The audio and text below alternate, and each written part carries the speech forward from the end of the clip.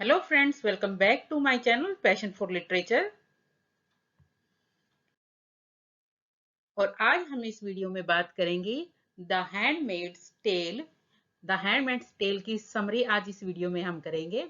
तो the handmaid's tell जो है one of the most important novel है, और ये नॉवल है मार्गरेट एटवुड का, और यूजीसी नेट के पॉइंट ऑफ व्यू से बहुत ही ज्यादा इम्पोर्टेंट है।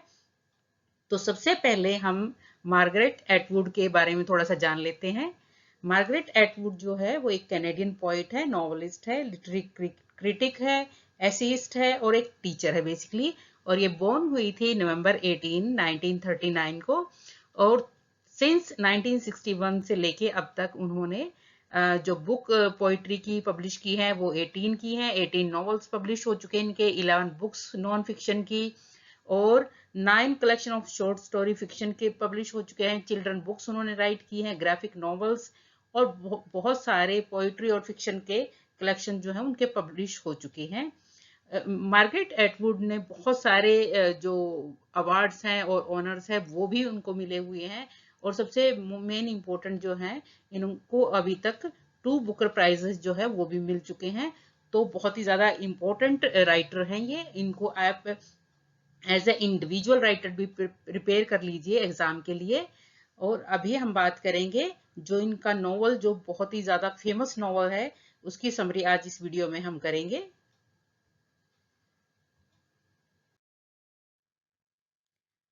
इनका नॉवल जो हम आज करेंगे वो है द हैंडमेड्स टेल। ये आज हम इसकी समरी आज इस वीडियो में हम करेंगे। सबसे पहले जो हैंडमेड्स टेल है, इसके इंपॉर्टेंट पॉइंट्स जो हैं वो हम कर लेते हैं, जो एग्जाम के पॉइंट ऑफ व्यू से बहुत इंपॉर्टेंट है। सबसे पहले ये किस टाइप का नॉवल है? ये नॉवल जो है वो एक फ्यूचरिस्टिक नॉवल है, यानी ये फ्यूचर के अंदर क्या होगा ये होप करके ऐसा एक फ्यूचर के बारे में एक नॉवल राइट किया गया है। और बेसिकली ये एक डिस्टोपियन नॉवल है। डिस्टोपियन मतलब जो यूटोपियन का ऑपोजिट होता है। यूटोपियन एक ऐसा नॉवल होता है जिसके अंदर सारी गुड क्वालिटीज सोसाइटी की दिखाई जाती हैं, यानी सब अच्छा होगा, फेरी टेल्स टाइप में होगा। और डिस्टोपियन इसका बिल्कुल ऑपोजिट होता है, उल्टा होता है। डिस्टोपियन यानी जहां पे कुछ भी अच्छा ना हो, एक ऐसी सोसाइटी जहां पे बहुत ज्यादा गरीबी हो, भुखमरी हो, और जहां पे सोसाइटी के अंदर क्राइम्स बहुत ज्यादा हो। तो इस टाइप की जो नॉवेल्स जो लिखे जाते हैं वो बेसिकली डिस्टोपियन नॉवेल्स कहलाते हैं। यानी वहां पे एक जो नॉवेल्स होते हैं वहां पे कुछ भी अच्छा नहीं होता, सब कुछ बुरा ही होता है। और ये बेसिकली पब्लिश हुआ था, ये नॉवल 1985 के अंदर ये पब्लिश हुआ था। और इसकी जो सेटिंग रखी गई है वो फ्यूचर की रखी गई है, जैसे कि मैंने बताया कि एक फ्यूचरिस्टिक नॉवल है ये, न्यू इंग्लैंड में। और ये बताया गया है कि कैसे इसके अंदर कि जो फ्यूचर में है ये न्यू इंग्लैंड जो है वो यूनाइटेड स्टेट गवर्नमेंट को ओवरथ्रोन कर देगा, यानी उसको हटा देगा। जो भी गवर्नमेंट होगी, जो यूएसए की गवर्नमेंट होगी, उसको हटा देगा। और उसके स्थान पे, उसकी जगह पे एक पेट्रियार्कल सोसाइटी आएगी, और वो कहलाएगी रिपब्लिक ऑफ गिलीड्स। गिलीड्स जो है वो रिपब्लिक कहलाएगी। और जो हैंडमेड्स टेल है, इसको 1985 का गवर्नर जनरल अवार्ड भी मिला था, और उसके साथ साथ आर्थर सी क्लार्क अवार्ड भी मिला था 1987 के अंदर। उसके बाद ये जो नॉवल था वो नॉमिनेट हुआ था 1986 के अंदर नेबुला अवार्ड के लिए, और 1986 के ही अंदर बुकर प्राइज के लिए भी इसको नॉमिनेट किया गया था। तो बहुत ही ज्यादा इंपॉर्टेंट वर्क है। और ये इसका जो सीक्वल नॉवल है वो था द टेस्टामेंट, और ये जो पब्लिश हुआ था वो 2019 में पब्लिश हुआ था। तो बेसिकली इसका सीक्वल भी पूछा जा सकता है एग्जाम के अंदर, प्लस ये किस टाइप का नॉवल है ये भी पूछा जा सकता है। डिस्टोपियन नॉवल है, फ्यूचरिस्टिक नॉवल है। तो ये इसके कुछ इंपॉर्टेंट पॉइंट्स थे जो समरी से पहले मैं आपको बताना चाह रही थी। अब बात करते हैं इस, और सबसे पहले हम बात करते हैं जो इसका टाइटल है नॉवल का, यानी जो नॉवल का नाम है the handmaid's tale. Handmaid basically बोलते हैं जो पर्सनल सर्वेंट होता है उसको बोलते हैं। ये बेसिकली स्टोरी है एक हैंडमेड की, यानी एक ऐसी पर्सनल सर्वेंट की स्टोरी है जो जिसको की रखा गया है अपने पास घर के अंदर, उसकी ये स्टोरी है। और इसके अंदर जो मेन कैरेक्टर्स है उसके बारे में हम देख लेते हैं। सबसे पहले है ऑफ्रेड। ऑफ्रेड जो है ये इसका जो नाम है वो रियल नेम कहीं पे भी पूरे नॉवल के अंदर मेंशन नहीं किया गया। ऑफ्रेड का बेसिकली दो मीनिंग यहाँ पे दिए गए हैं। ऑफ्रेड कि ये बिलोंग्स करती है फ्रेड को, यानी जिसके घर में ये रहती है उसको बिलोंग करती है। दूसरा ऑफ रेड, यानी वो रेड कलर की ड्रेस पहनते हैं इसलिए उसका नाम ऑफ रेड है, यानी रियल नेम लेकिन उसका कहीं पे भी मेंशन नहीं किया गया है। उसके बाद नेक्स्ट जो कैरेक्टर है वो है कमांडर। कमांडर ये माना जाता है कि कमांडर का ही नाम फ्रेड है, लेकिन कहीं पे भी फ्रेड नेम यूज नहीं किया गया, बेसिकली कमांडर यूज किया गया है यहाँ पे। और उसकी वाइफ है सेरेना जॉय। ये दोनों हस्बैंड वाइफ है और इसके पास, इन दोनों के पास इनके घर में रहने के लिए ऑफ्रेड आती है। उसके बाद है आंट लीडिया। आंट लीडिया जो है वो बेसिकली काम करती है, जो हैंडमेड्स होते हैं उनको ट्रेनिंग का काम जो है, जो स्टार्टिंग में आते हैं तो उनका काम होता है उनको ट्रेन करना। उसके बाद है नेक्स्ट करेक्टर जो है ऑफलिन। ऑफलिन जो है वो भी एक टाइप से हैंडमेड ही होती है और जो ऑफरेड है उसकी नेबर होती है। उसके बाद नेक्स्ट कैरेक्टर है निक। निक जो है वो कमांडर का एक टाइप से ड्राइवर है, जो मतलब वहां की उसकी जो भी जो इलेक्ट्रॉनिक जो व्हीकल्स होते हैं उनकी देख रेख करना वो सारा काम करता है। उसके बाद है ल्यूक। ल्यूक जो है वो ऑफरेड के हस्बैंड थे, हालांकि वो नॉवल के अंदर कहीं पे भी नहीं प्रेजेंट होते, लेकिन जो ऑफरेड सोचती है तो उसके बारे में पता चलता है कि ल्यूक उसके हस्बैंड थे। उसके बाद है नेक्स्ट कैरेक्टर जो है वो मोइरा है। मोइरा उसकी ऑफरेड की एक क्लोज फ्रेंड थी जो कि कॉलेज में उसके साथ पढ़ती थी। तो ये बेसिकली मेन कैरेक्टर्स है इस नॉवल के अंदर। तो अब बात करते हैं इसकी स्टोरी के बारे में। सबसे पहले स्टार्टिंग जो नॉवल होता है वो शुरू होता है कि जो मेन पेट्रियार्किक जो सोल्जर्स होते हैं, ग्रुप ऑफ सोल्जर्स था, उन्होंने जो अमेरिकन प्रेसिडेंट है उसको मार दिया था। और उसके बाद उन्होंने जो पूरी पावर थी यूएसए की वो अपने कंट्रोल में ले लिया। और वो इतने ज्यादा पेट्रियार्कल थे कि उन्होंने ओवरथ्रो, जैसे ही सत्ता को अपने हाथ में लिया, उन्होंने फीमेल्स के सारे राइट्स छीन लिए।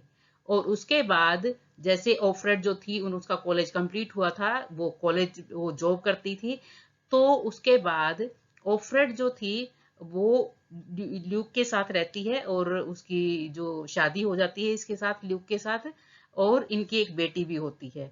उसके बाद जॉब करती है तो एकदम से पता चलता है कि जो जिन्होंने कंट्रोल कर लिया था कंट्री के ऊपर, उन्होंने फीमेल्स के सारे राइट्स को जो है वो छीन लिया।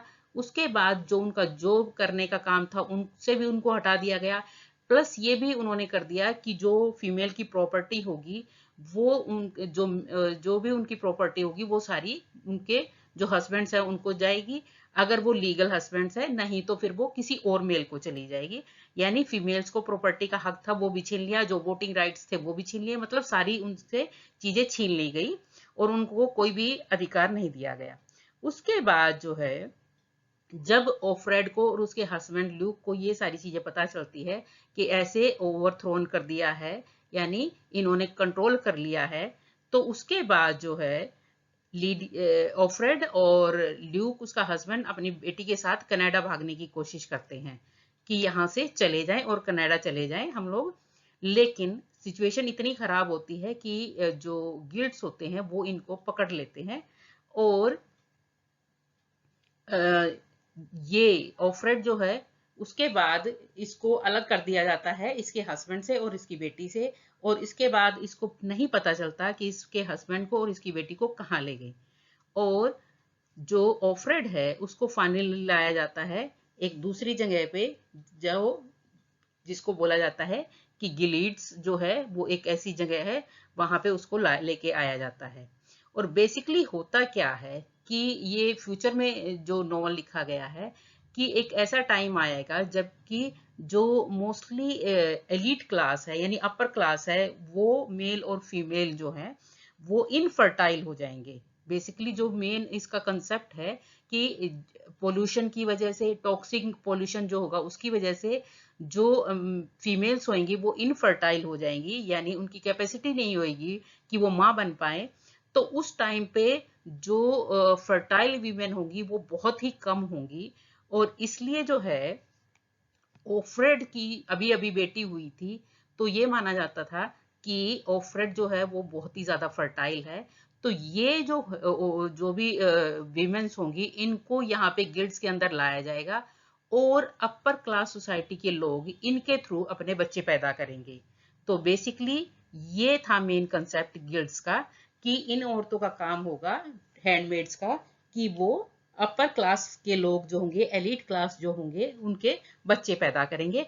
और फिर वो जो बच्चे पैदा होंगे वो बिलोंग्स करेंगे उन अपर क्लास को, और उनके बाद इन हैंडमेड्स को किसी और दूसरे अपर क्लास लोगों के पास भेज दिया जाएगा, कपल्स के पास भेज दिया जाएगा। फिर उनके बच्चे पैदा करेंगे और फिर वहां से किसी और के पास, यानी इनका काम हैंडमेड्स का यही होगा, क्योंकि ये हैंडमेड्स वो होंगी जो फर्टाइल बचेंगी, फर्टाइल वीमेन होंगी, और इनके उनका काम सिर्फ यही होगा कि अपर क्लास को बच्चे देना है इनका काम। तो बेसिकली इसको ऑफरेड को यहाँ पे गिल्ड्स के अंदर लाया जाता है। और उसके बाद जो है यहाँ पे आंट लीडिया जो है, वो जैसा कि मैंने एक पिक्चर लगा रखी है, आप देख सकते हैं यहाँ पे। आंट लीडिया का काम होता है कि जो भी नई यहाँ पे आती हैं हैंडमेड्स, उनको ट्रेनिंग देती हैं, और इनको ट्रेनिंग देने के लिए इनका प्रॉपर एक ड्रेस कोड होता है। और जितनी भी हैंडमेड्स होती है उनको रेड कलर की ड्रेस पहननी पड़ती है, प्लस ऊपर जो है एक कैप टाइप से, लॉन्ग कैप टाइप से एक व्हाइट कलर का कपड़ा डाल पहनना पड़ता है। और यहाँ पे इस सोसाइटी के अंदर, गिल्ड्स की एक सोसाइटी के अंदर जो ये है, यहाँ पे सबके लिए ड्रेस कोड होगा। यानी जो ट्रेनिंग देने वाली होंगी वो ब्राउन कलर की ड्रेस पहनेंगी, जो हैंडमेड्स होंगी वो रेड कलर की ड्रेस पहनेंगी। उसके बाद जो जो कमांडर की वाइफ्स होंगी वो ग्रीन कलर की ड्रेस पहनेंगी। तो इस तरह से सारा का सारा ड्रेस कोड यहाँ पे अप्लाई कर रखा था कि कौन किस टाइप की ड्रेस पहनेगा। उसके बाद यहाँ पे इसको ट्रेनिंग दी जाती है कि आपको जिस भी कपल के पास आप जाओगे उनकी पूरी बात माननी है, यानी किसी तरह से आपको ऑब्जेक्शन नहीं करना है, और आराम से चुपचाप जो भी वो बोले आपको सहन करना है। यानी फीमेल का पूरी तरह से टॉर्चर किया जाता है, जो भी हैंडमेड होती हैं उनको बहुत बुरी तरह से यहाँ पे टॉर्चर किया जाता है, और निकलने का कोई भी रास्ता यहाँ से होता नहीं है, क्योंकि लगातार वहां यहाँ पे एक वर्ड यूज किया गया है, द आइज। ये बोला जाता है कि आइज मतलब सीक्रेट पुलिस जो है वो हमेशा इनके ऊपर नजर रखती है। यानी कोई भी यहाँ से रिबेल करने की कोशिश करे तो उसको पकड़ के और हैंग कर दिया जाता है। तो ये यहाँ पे पनिशमेंट होती है, और जो पनिशमेंट दी जाती है वो बहुत बड़े स्केल पे दी जाती है। सबसे पहले तो यहाँ पे जब हैंडमेड्स आते हैं तो उनको हैंगिंग का, एग्जीक्यूशन का प्रोसेस दिखाया जाता है, जिससे वो पहले से ही डर जाएं और कभी भी रिबेल करने की कोशिश ना करें, और चुपचाप जो उन्हें कहा जाता है वो करें। उसके बाद ऑफरेड यहाँ पे प्रेजेंट में इसके घर में आई हुई है, कमांडर और सेरेना जोआई के घर में, और इसको एज ए हैंडमेड यहाँ पे जो बच्चे पैदा करने के लिए लाया गया है, क्योंकि अभी तक ये ऑलरेडी 2 जगह जा चुकी थी। तो उसके बाद ये थर्ड जगह है जहां पे ये आई है, थर्ड कपल के पास आई है, और ये कपल कमांडर है और सेरेना, इसकी वाइफ जो है वो सेरेना जोआई है। उसके बाद जो है यहाँ पे आने के बाद धीरे धीरे इसकी जो ये बात करना शुरू करती है ऑफग्लिन भी इसके पास में ही, ऑफरेड के पास में ही एक और जो दूसरे घर में जो थी वो हैंडमेड थी। और यहाँ पे जो हैंडमेड्स होती हैं उनको कहीं पे भी अकेले जाना अलाउड नहीं होता, सिर्फ वो ऑफग्लिन्स के साथ ही बाहर शॉपिंग के लिए जा सकती हैं। तो एक ही टाइम होता है जब वो किसी दूसरे से बात कर सकती हैं, यानी शॉपिंग के टाइम पे जब जाती हैं तो वो किसी ऑफग्लिन के साथ ही जा सकती हैं। उसके बाद यहाँ पे जो एक बंदा काम करता है, निक, जो कमांडर का ड्राइवर था, ये भी एक इम्पोर्टेंट कैरेक्टर है, ये इसकी बाद में एंट्री होगी। तो ऑफरेड जो ऑफग्लिन है वो उसको बताती है कि मैं जो हूँ वो एक अंडरग्राउंड रिबेलियन ग्रुप है, मेडे। ये मेडे जो है वो इम्पोर्टेंट रिबेलियन ग्रुप है, यानी जो विद्रोह करने वाला है, यानी जो लड़कियां यहाँ पे परेशान हो गई हैं, यानी वो यहाँ से निकलना चाहती है, तो वो इस एक टाइप का ग्रुप है, और कहती है कि मैं यहाँ पे एक मेंबर हूँ उस ग्रुप की, यानी मैं किसी भी तरह से यहाँ से भाग जाऊंगी। तो ये ऑफग्लिन इसको बताती है ऑफरेड को। तो उसके बाद जो है ऑफरेड का काम था कि वो कमांडर को एक बच्चा दे। तो इसके लिए जो है वहां पे एक पर्टिकुलर सेरेमनी होती है और जिसके अंदर जो है फोर्सफुली इनसे बच्चे पैदा कराया जाता है। तो उसके बाद जो है, लेकिन सबसे बड़ी बात ये होती है कि जिसका जो जहां पे भी जो मेल होता है वो इन हैंडमेड्स के लिए कोई भी अपनी फीलिंग्स शो नहीं करता, कर नहीं सकता। और दूसरी बात ये होती है कि वो कोई भी सिंपैथी नहीं दिखा सकता इनके लिए, यानी ये रूल के खिलाफ है। यानी इनका कमांडर्स जो है वो कोई भी फीलिंग नहीं दिखाएगा, बस उसका काम होगा कि वो एज ए हैंडमेड को एज ए टूल इस्तेमाल करेंगे बच्चे के लिए, बस। उसके बाद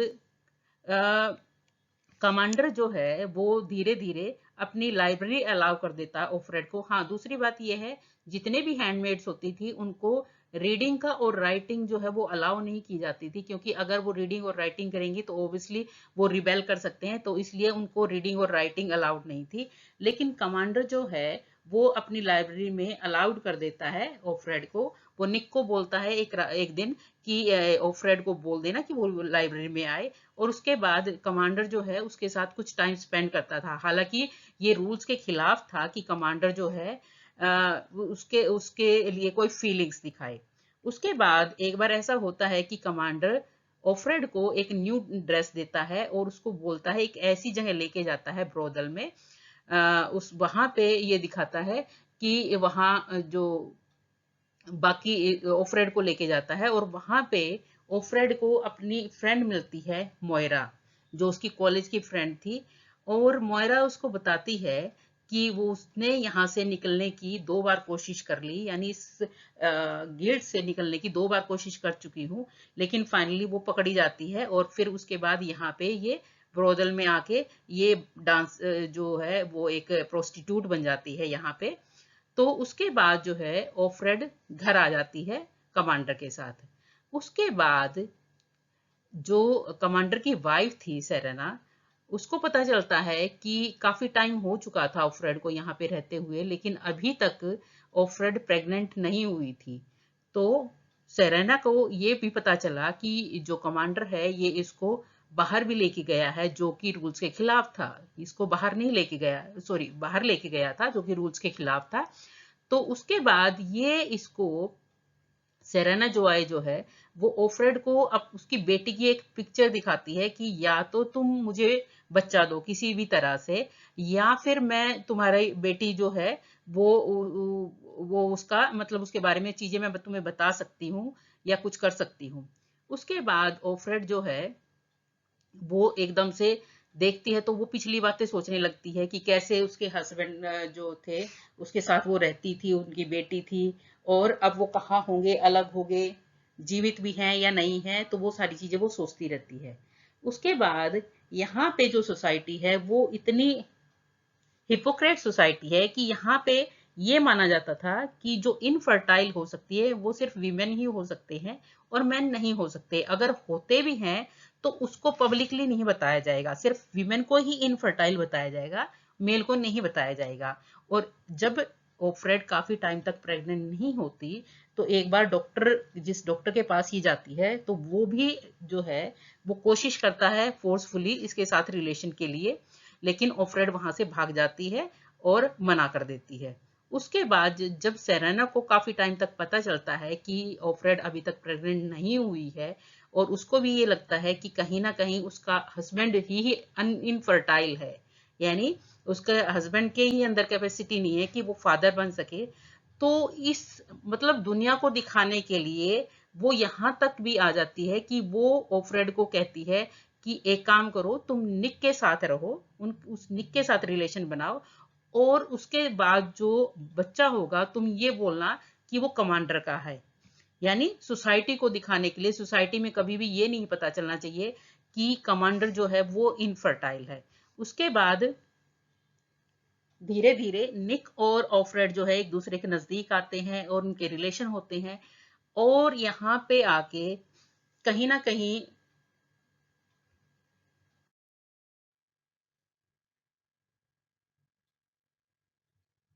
जो ऑफरेड थी वो निक के क्लोज होती है, और यहाँ पे जो गिलिड्स के यहाँ पे मार्थास भी होती है, जो यहाँ पे फीमेल सर्वेंट्स होती हैं उनको मार्थास बोला जाता है।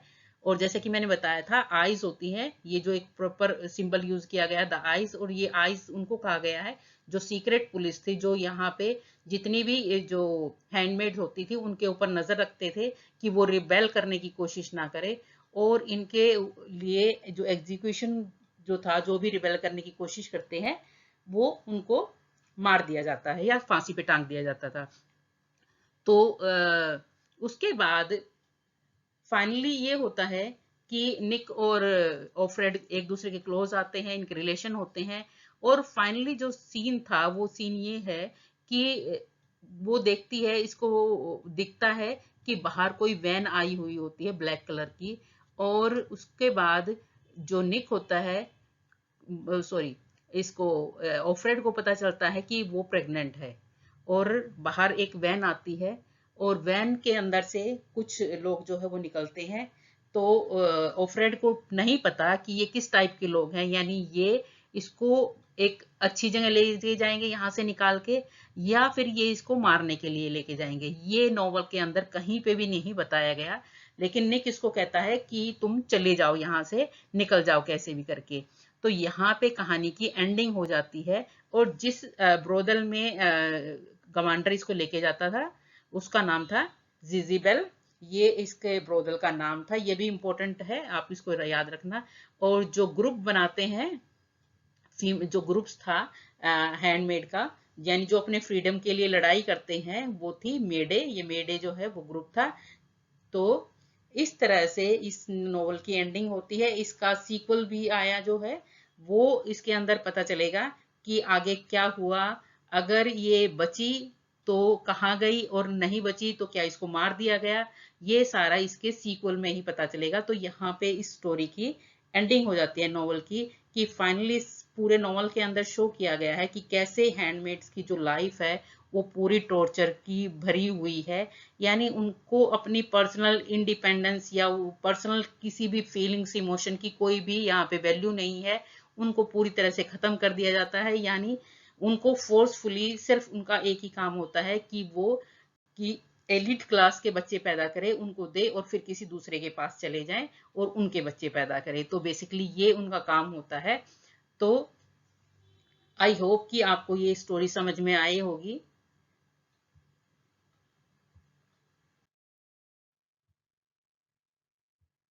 Please do like, share and subscribe my channel, Passion for Literature. Thank you.